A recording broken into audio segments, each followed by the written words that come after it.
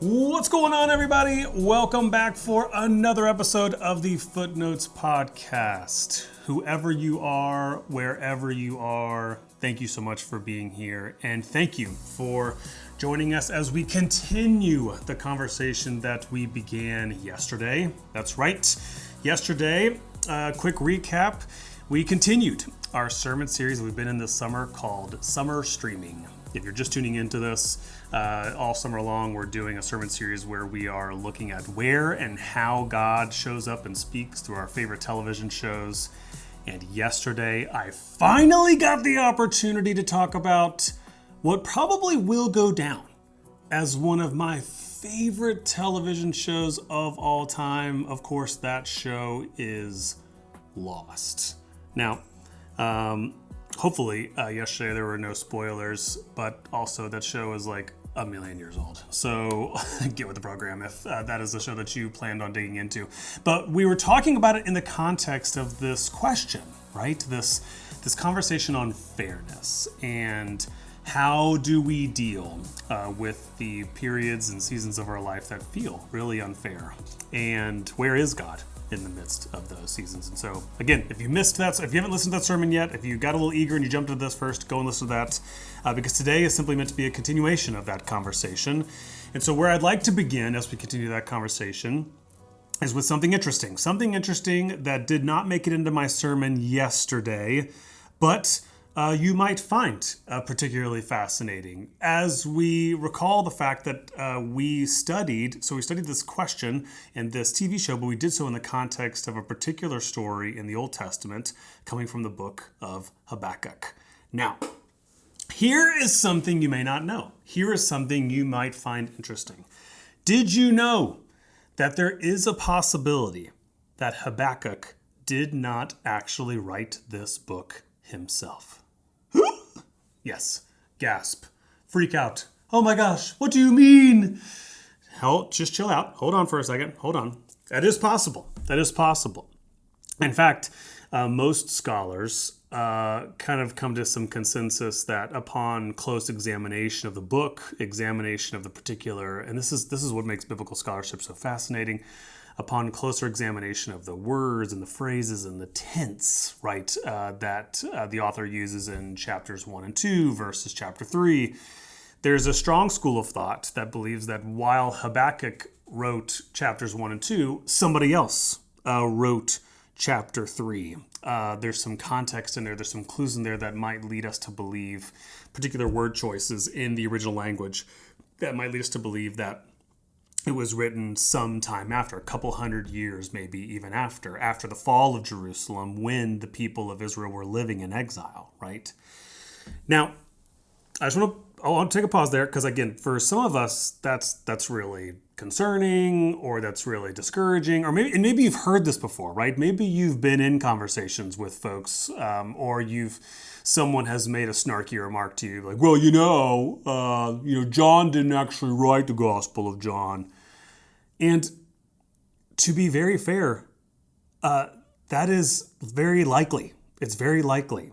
It's true of many books of the Bible, that many of the books in the Bible, although they are given a name or given a label, they're ascribed authorship to a particular person. For many books of the Bible, I'm thinking of the Torah. So the first 5 books of the Bible that are they're always attributed to Moses, the book of Moses, the books of Moses, the writings of Moses, Daniel, Ecclesiastes, many books of the Bible. Although they bear a name, the name of that person who actually penned the words oftentimes was not that exact person.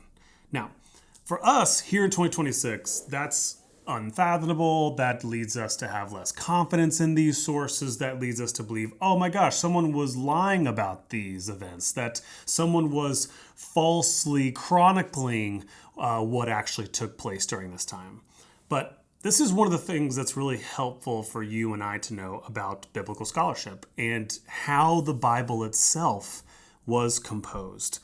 While we here in 2026, we write books in a very linear way, right? If you're the author, well, unless you hire like a ghostwriter or something like that, which actually I'll come to that in just a moment. But oftentimes, it's if you're the author whose name is on the book, it is widely believed you wrote that book, right? Like you are the source. You are the one who wrote it. That's just not the way in which a lot of the writing occurred several thousand years ago, even a couple thousand years ago.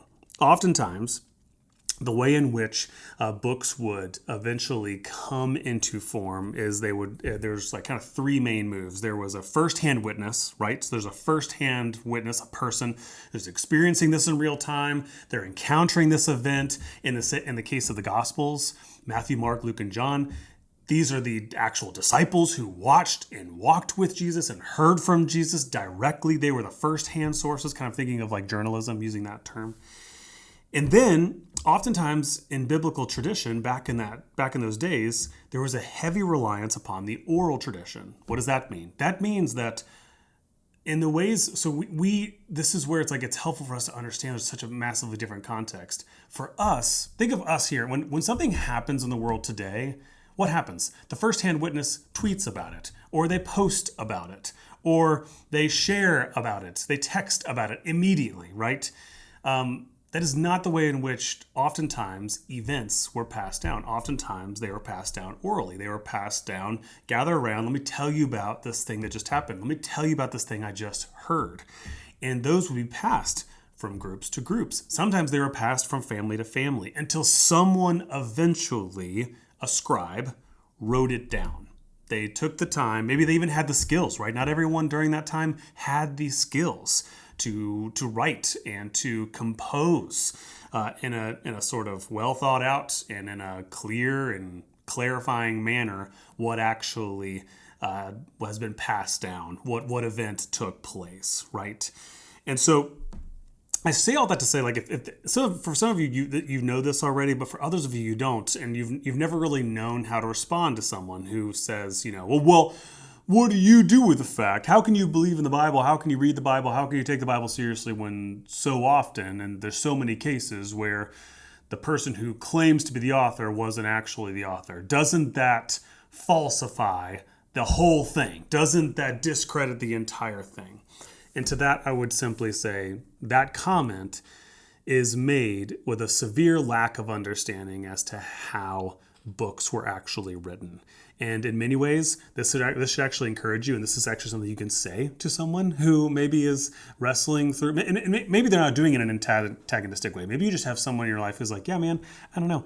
I just really struggle to believe in the Bible. And then they rattle off a bunch of reasons, and maybe one of the reasons why they do so is this question of authorship. One of the things you can say to them is you can say, actually, what the biblical authors, quote unquote, were doing back in the first century and even beyond that was not different than how any of the historians were operating as well. All writing, all historical sort of accounts were happening in this way. Where there was a witness, and then it was passed down orally from group to group, family to family, sometimes even generation to generation before it was actually written down. Now, last thing I'll say on this, because I do find this interesting because, when I was first studying, biblical scholarship and such in undergrad and then in seminary, this was discouraging news to me. But I think someone said it this way, and I thought it was really, really helpful, really, really encouraging. They said, if hearing this news, back to Habakkuk, if hearing this news that it's probable, maybe even likely, that Habakkuk did not write the entire book, that someone else came along later and finished it for him, if for you that makes you worry, like, oh my gosh, well, how do we know that the person who finished it, or in the case of the Gospels, how do we know that the person who eventually wrote the Gospel of John got the details right? This was something that was actually explained to me in one of my church history courses and biblical history courses, that one of the things that we have to remember is that because there was such a heavy reliance upon the oral tradition, the saying and the hearing of history and historical events, memory back then was actually far stronger than it is now, right? And by the way, that should not be surprising to us. Think of your own life, particularly, I'm talking to those of you who are 30 and older. Any of you who lived in the 90s, this is true of your own life. In the 90s, your memory was way stronger then than it is now. Why? Because we have so many devices that do the remembering for us. For example, in the 90s, if I wanted to call someone, I had to have your phone number memorized. I had the amount of phone numbers I had memorized when I was coming up in like elementary school, middle school, is mind-boggling to me when I think about it now. Now, full transparency, I don't even know some of my extended family. I don't know my mom's phone number. Don't know it. Straight up, do not know it. Full transparency. Sorry, Mom, if you're listening to this. I don't know because I don't have to, right? We now rely on devices, and our brains, as a result of that, is where the science kicks in. Our brains have evolved, right? Our brains are kind of smarter than they think, or we give them credit for. They are efficiency machines, and so if we don't need to memorize, this bank of information, then it's going to use the energy on other things. And so this is just, I think that was helpful for someone to walk me through like not only the biblical history, but the science of it, that we can actually have strong confidence that the persons who eventually did write down these stories, that again, sometimes had been passed on a couple of different times to them, were accurate. Is because, again, although people in the first century might not know as much as we do now, there is a strong case to be made that there are certain abilities that they were way better at and were way stronger than the ones that we just don't have to rely upon as much now. Again, case in point being memory. And so that might be something you find interesting. You might find interesting that's a little bit of the backstory of the book of Habakkuk and the authorship of Habakkuk and the way in which biblical scholarship works. Okay, something you might want to try. So most of the sermon yesterday was about when life is unfair to you. Some of you are listening to this, and that's not necessarily the case for you right now. Or maybe it hasn't really been the case for you much at all. Maybe you look back on your life and you consider yourself very fortunate that there haven't really been a whole lot of seasons where life has been really tragically unfair. But for you, maybe where you're struggling right now is it's not you who feels like life is unfair, but it is someone in your life. It is someone you care about. It is someone you love. It is someone close to you who, again, we kind of gave some examples of this yesterday. Maybe they've lost a bunch of jobs lately. They just can't seem to catch a break. Maybe they just keep dating all the wrong people and they end up in these awful sort of situations and relationships. Maybe their health. It just feels like every time they turn around, or maybe it's their finances. Every time they turn around, they're getting hit with something else.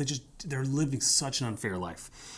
Here's something you might want to try. When I was thinking about this, I was kind of working with this in preparation for the sermon. And I was like, I'm just going to focus more on talking to those of you who feel like life has been unfair. But if you are walking alongside someone for whom life is very unfair, what I thought I would give you are some things you can try to say that are way better, way better than the thing that is often said, particularly in church and Christian sub-Christian, sub-church circles, which is the classic awful phrase, everything happens for a reason. I know life feels unfair. I know that every time you turn around, you're getting sucker punched again and again. But I just believe everything happens for a reason. By the way, if you are someone who you get a little nauseous every time someone says that, and you would like a conversation partner on this, look no further than Kate Bowler.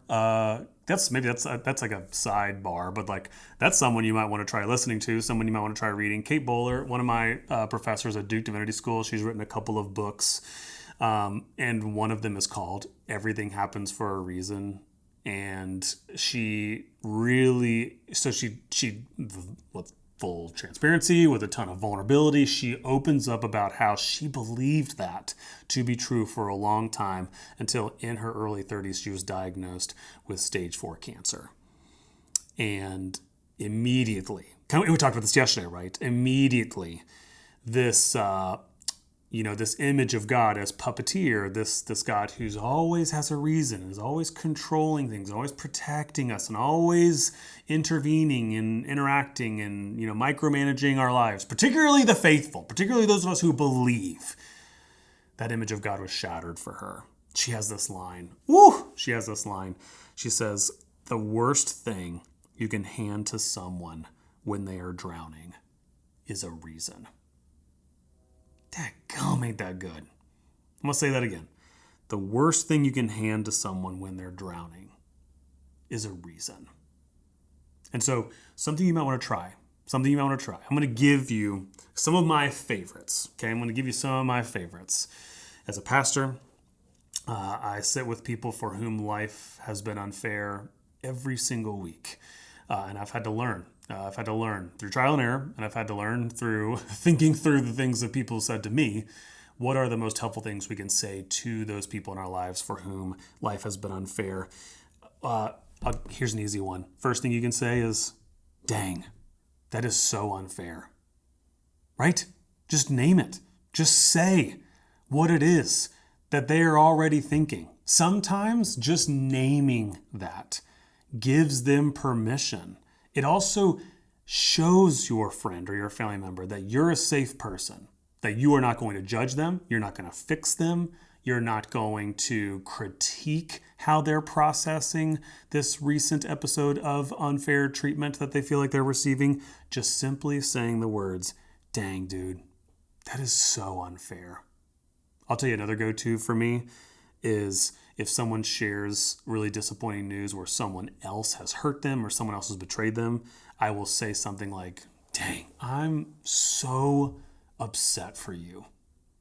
I'm so mad that this is happening to you." Right? Like it's like when you're going through it, when life has been unfair to you, sometimes what you desperately need is you need to stop feeling, you feel so alone. You feel so isolated. And for someone to at least empathize and say, "Dang, I'm so mad for you. I'm mad with you. Now I have a companion. Now it's someone who's actually with me."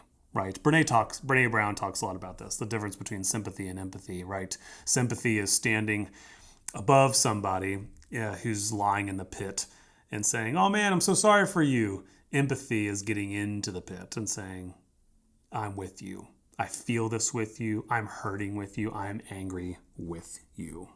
Right? Another thing you can say is particularly if you're someone who, in these moments you feel really, really just self-conscious about saying the wrong thing, just say that. Just say that. Say, I don't have any words. I don't have any words, but I'm just going to listen. Say that. Say that. Like you're thinking it, right? You're thinking it. Say it. Say, I don't have any words that could possibly help or make this any better. I'm just going to listen. I'm going to be here with you. You're not alone. I'm right here. I'm listening with you. You can also just take things off of their plate, right? I was talking to our other pastor, Pastor Katie here. I was asking her, I was like, what are some of her go-to phrases when people are going through it? She'll just, maybe a week after the initial conversation, we'll just send some texts and say, "Hey, can I come over and fold your laundry? Hey, can I take your kids this afternoon for you? Hey, I'm out and about. Can I drop off dinner?" And again, sometimes, if you're dealing with someone, which is like all of us who don't want to be a burden, we don't want to be a heavy, we don't want to be an obligation to someone else. You can just say, "Yo, I'm stopping by the coffee shop in 5 minutes. What is your order? If you don't text it to me, I know you like caramel macchiatos, so I'm going to buy that, and it's going to be at your front door in like 10 minutes, right? Like, just sometimes when people are going through it, when they're going through a really unfair season, sometimes asking them to make decisions, even that is as helpful as we're trying to be, right? Inviting them or asking them or requiring them to make another decision, think about something else, solve another problem. It just feels like we're adding to the burden. And again, none of us are trying to do that. But that's just a little hack that you can use. Feel free to use. And then, like, finally, I would say this. I would say, and I've had to learn this. Again, I've shared this in podcasts past. I'm an Enneagram 3. I rush to problem solving mode. I rush into fix it mode. One of my learned phrases, and I've had to use this in my marriage a lot, but I've also had to use it in my pastoral work, which is to not push people who are not ready to. Sometimes people are. Some people, they've lost their third job in a row, and they've come to you, and they actually do want someone to help them, get on the whiteboard and make a plan. Other times, they're in venting mode. They're in feeling and emotion mode, and they're not ready to problem solve yet, right? And so, and sometimes when I come along and suggest solutions or fixes, again, on accident, I'm adding to their burden. I'm adding to the pressure they feel to go and get it figured out right this time. And so here's one of my go-to phrases I try to say is, hey, when you're ready to pick up the pieces, when you're ready, no rush. I'm on your timeline, friend. I'm on your timeline, brother. I'm on your timing, sister. But when you're ready, I'll be there to pick up the pieces with you. When you're ready to move into action, I'll be there. I'll have a shovel. My hands will be ready. And so you just put me to work, please. So just some things you might want to try. I feel like I encounter this conversation all the time with church members who maybe they're going through it, or I'll talk to people over coffee and in my office who someone they love is going through it and they never know what to say. You know what that's like? I'm sure you do.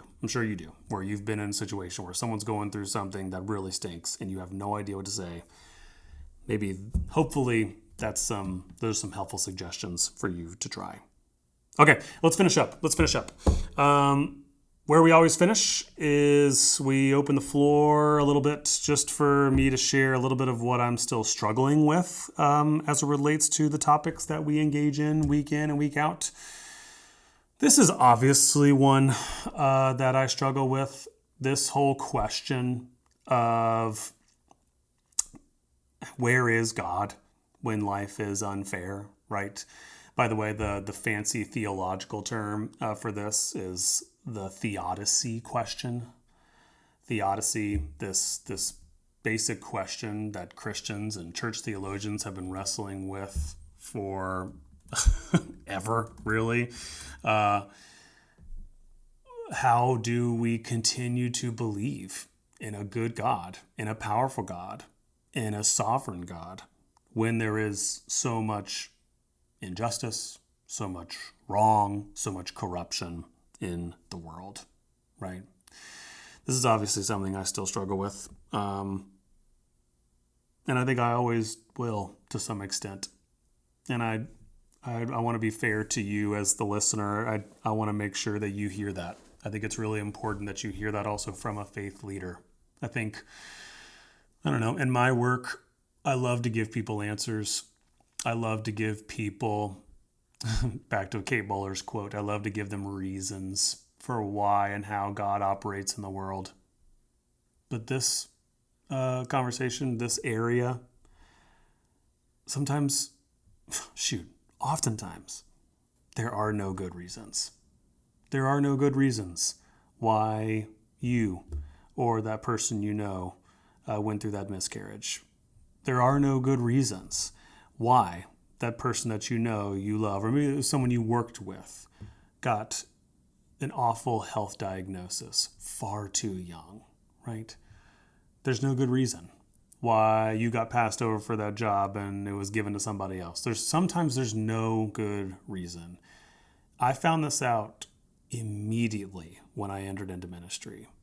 2 years into ministry, I knew 3 separate families who lost a child before that child's first birthday due to a very rare brain tumor. Where's God in that? Right? You study. In my case, I studied for 7 years, taking all the Bible classes I could take, all the theology classes I could take. And I'll tell you, after all those hours, and after all that money, there are still no good reasons as to why that happens to some people, why that happens to some families. And so I just want you to know, like I don't know, confession time. Like I just want you to know, every time this happens in our church, something really unfair happens, or something really unfair happens in my life or in the life of one of my family members, my faith is impacted. And I'm just being real honest. Every time it happens, I get angry, I get frustrated. This is why I love Job. This is why I love the Psalms so much. This is why I love Lamentations so much. This is why I love Habakkuk so much.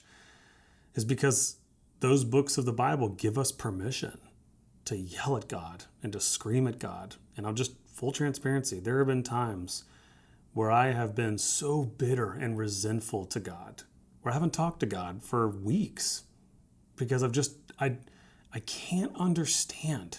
I don't understand why this child is being taken away from their family so soon, or why this person, or let's make it more systemic, right? Like I feel like with this 24-hour news cycle in which we're living in and the frequent exposure we have to every single event that's happening all around the globe, oh my gosh, it's like there's a lot of compassion fatigue and compassion burnout happening in the church nowadays, I'm detecting, and it's largely because we just know too much. Like we were never supposed to know all the suffering that's happening every minute of every day in every single pocket of the world.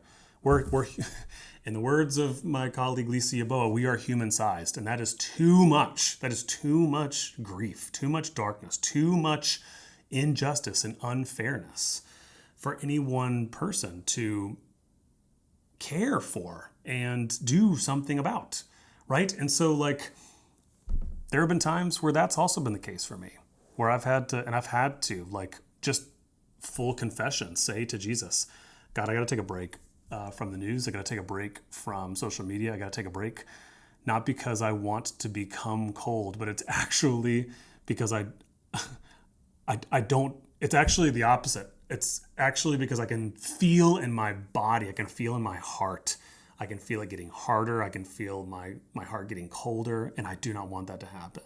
And so I've got to take a break so that I can actually show more compassion. And sociologists will actually tell you this. Sociologists and mental health experts will tell you this, that actually it's been proven the people who have the most compassion are also the people who have the strongest boundaries.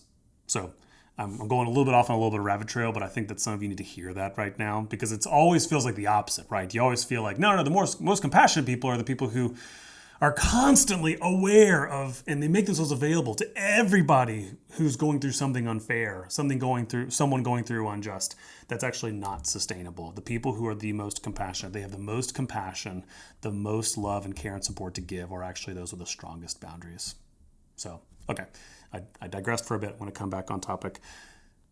The point that I'm just trying to make here at the very end of this podcast is if you are someone who your faith is hurt, it takes hits, it's hindered whenever life feels unfair, either for you directly or someone else in the world, just know you're not alone. No, you're not alone.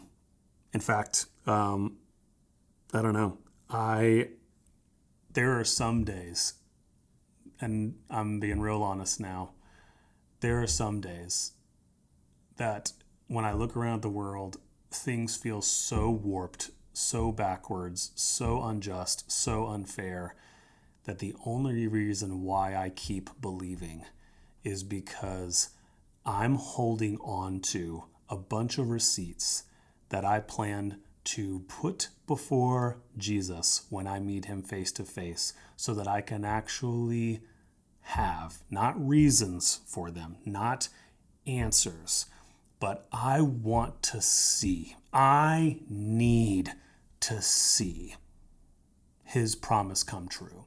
I need to see him make it right, him make it beautiful. I need to see him redeem and reconcile and make all things new. And so, yeah, like sometimes it's with like a little bit of like, sometimes the reason why I keep believing is it's almost like a low key, like with a little, as my grandmother would say, there's a little piss and vinegar mixed in with my faith and my belief, right? That the reason why I keep believing is because I got receipts and I got things I need to put before Jesus, and I need to know that he's going to keep his promise. And so I share all that because I think some of you needed to hear that.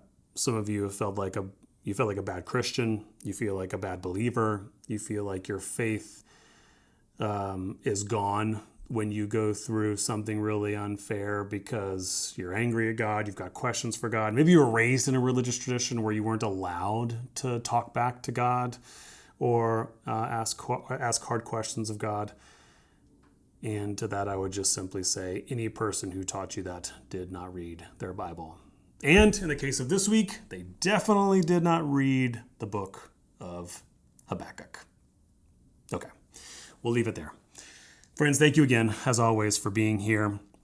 I'm always so grateful. I feel so honored when people send me messages or run me down in the parking lot or in the lobby and just say, hey, you posted an episode that spoke to something that I really needed to hear, or answered a question that I've really been wrestling with, or I don't know.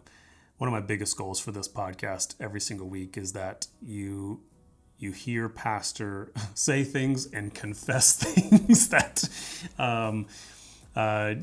you didn't know you were allowed to think, you were allowed to feel, you were allowed to experience. I hope that this just continues to remind you that you are not alone.